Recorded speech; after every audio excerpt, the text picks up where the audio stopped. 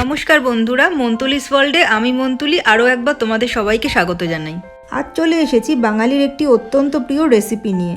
বাঙালিরা সাধারণত আলুর দম খেতে খুবই ভালোবাসে, তাই আমি বাঙালিদের একটি অত্যন্ত প্রিয় মাছ কাতলার দম রেসিপি তোমাদের সাথে শেয়ার করব।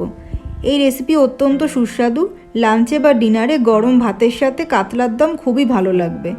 এসো দেখে নেওয়া যাক তাহলে আজকের রেসিপিটি। কাতলা মাছের দম বানাতে আমি নিয়েছি 6 পিস কাতলা মাছ। তোমরা চাইলে রুই মাছ দিয়েও করতে পারো। আমি মাছটিকে সামান্য পরিমাণ লবণ ও হলুদ দিয়ে 1 ঘন্টা মাখিয়ে রেখেছি। মশলার জন্য আমি নিয়েছি 3টি কাঁচা লঙ্কা ও 2টি মাঝারি সাইজের পেঁয়াজ পেস্ট করে, 1/2 ইঞ্চি আদা, 7টি রসুন কোয়া ও কিছুটা পরিমাণ ধনেপাতা একসাথে পেস্ট করে, আর নিয়েছি একটা বড় সাইজের টমেটো পেস্ট করে, নিয়েছি 1/2 চামচ হলুদ গুঁড়ো, 1/2 চামচ ধনে গুঁড়ো, 1 চামচ জিরে গুঁড়ো, 1/2 চামচ লাল লঙ্কা গুঁড়ো, 1 ইঞ্চি দারুচিনি আর 2টো ছোট এলাচ। এবার ওভেনে একটি কড়া বসিয়ে তাতে 5 টেবিল চামচ সর্ষের তেল দিয়ে তেল ভালো করে গরম হয়ে গেলে মাছগুলো ভেজে নেব।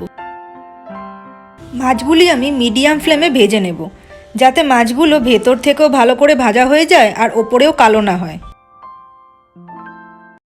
বন্ধুরা, এই মাছগুলো আমার ভাজা হয়ে গেছে, বাকি মাছগুলো আমি একইভাবে ভেজে নেব। তোমরা দেখতে পাচ্ছ সব মাছগুলি সুন্দর করে ভাজা হয়ে গেছে। এবার এই মাছ ভাজার তেলে আমি দিয়ে দিচ্ছি দারুচিনি ও এলাচ ফোড়নের জন্য। ফোড়নের সুগন্ধ বেরোলে এরপর দিয়ে দিচ্ছি পেঁয়াজ ও কাঁচা লঙ্কা পেস্ট।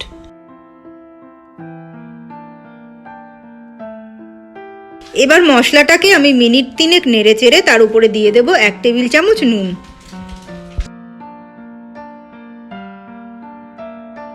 মশলাটাকে আরও মিনিট 2 নেড়ে চেড়ে আমি এতে দিয়ে দিচ্ছি পেস্ট করে রাখা রসুন, আদা ও ধনেপাতা। এবার মশলাকে আরও মিনিট 3 কষিয়ে নিচ্ছি, যাতে আদা রসুনের কাঁচা গন্ধ চলে যায়।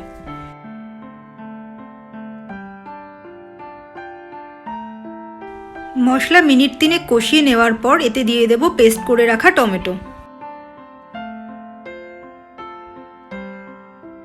টমেটো পেস্ট দিয়ে মিনিট খানেক নেড়ে চেড়ে অল্প জল দিয়ে আমি তাতে দিয়ে দিচ্ছি জিরে গুঁড়ো, ধনে গুঁড়ো, লঙ্কা গুঁড়ো আর হলুদ গুঁড়ো। এবার মশলাগুলি ভালো করে নেড়ে চেড়ে তাতে অল্প একটু জল দিয়ে মিনিট 5 ঢাকা দিয়ে কষিয়ে নেব। গুঁড়ো মশলা দেওয়ার আগে বন্ধুরা অবশ্যই জলের ব্যবহার করবে, যাতে মশলাগুলি পুড়ে না যায়। আর চেষ্টা করবে মশলা কষানোর সময় গ্যাসের আঁচ যেন অবশ্যই মিডিয়াম করে রাখা থাকে। তোমাদের সাথে কথা বলতে বলতে 5 মিনিট হয়ে গেছে। মশলা দিয়ে দেখো তেলও বেরিয়েছে।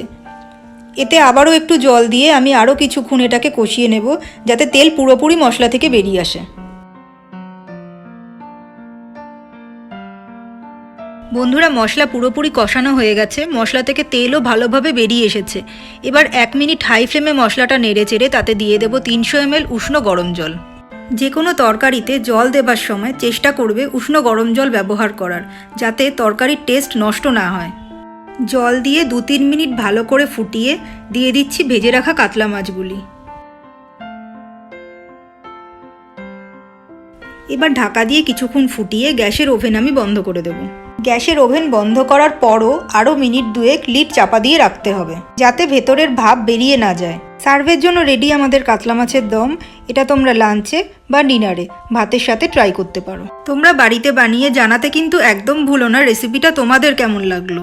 পুরনো বন্ধুদের অনেক ধন্যবাদ পাশে থাকার জন্য, আর নতুন বন্ধুদের অনুরোধ করব চ্যানেলটা সাবস্ক্রাইব করে পাশে থেকো আর বেল আইকনটি অন করে নিও। তার সাথে সবাইকে অনুরোধ একটা লাইক আর প্রচুর শেয়ার করে দিও।